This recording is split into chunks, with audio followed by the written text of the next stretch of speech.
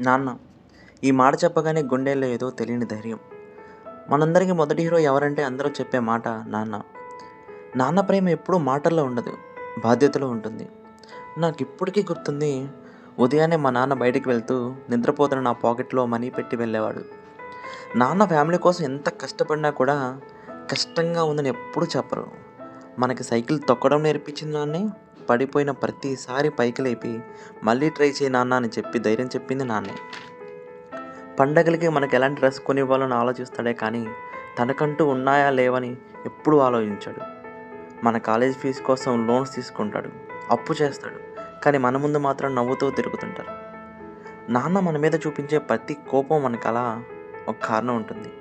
నా పిల్లాడు ఎక్కడా వెనకపడకూడదు అన్న భయం ఉంటుంది. మన చిన్న విజయం కూడా నాన్నకి ప్రపంచాన్ని గెలిచినట్టుగా ఉంటుంది.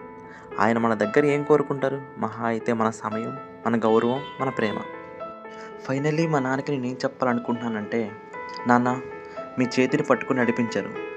మీరిచ్చిన విలువలను ఎప్పుడు పోగొట్టకుండా బతుకుతాను. మీరు నాకు జీవితం మాత్రం ఇవ్వలేదు నాన్న, గౌరవంగా జీవితాన్ని ఎలా బ్రతకాలో నేర్పించారు.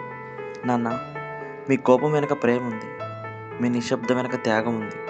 నేను ఏ స్థాయికి వెళ్ళినా కూడా మీరిచ్చిన జీవితాన్ని గర్వంగా వినిపించేలా బతుకుతాను. థ్యాంక్ యూ నాన్న.